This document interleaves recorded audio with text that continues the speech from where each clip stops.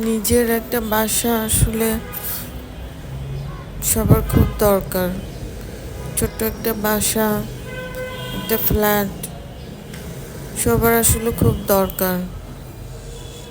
এই যে আমি এত কষ্ট করে 3 বছর একটা ফ্ল্যাটে ছিলাম, সে বাসাটাকে আমি নিজের মনের মতো সাজিয়ে গুছিয়ে রেখেছি রেখেছিলাম আর কি। সেটাকে ছেড়ে যখন অন্য একটা বাসায় যে কোনো কারণে আসতে হলো, তখন আসলে খুব খারাপ লাগে।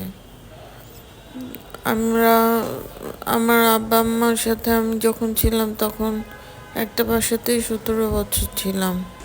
আব্বা আম্মা মারা যাওয়ার পর থেকে একটার পর একটা বিপদ আপদ, একটা পর একটা সমস্যা, যার কারণে আমাকে ওই বাসাটা ছেড়ে দিতে হলো। যদিও আমার হয়তো বা কোনো একটা ভুল ছিল যার কারণে ছাড়তে হয়েছে। আসলে মাথার উপরে একটা ছাদ থাকা খুব প্রয়োজন। আর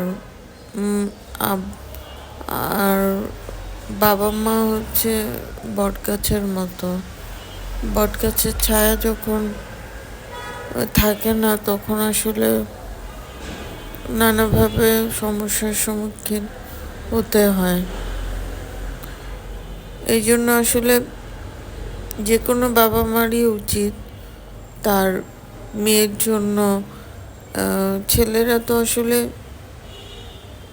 স্ট্রং থাকে, তাদের একটা যে কোনো একটা আশ্রয় হলেই হয়, কিন্তু তার মেয়ের জন্য একটা বাড়ি কিন্তু গিফট করা উচিত। বাড়ি না হলেও একটা ফ্ল্যাট গিফট করা উচিত, যাতে তাকে এভাবে ঘুরে ঘুরে বেড়াতে না হয়।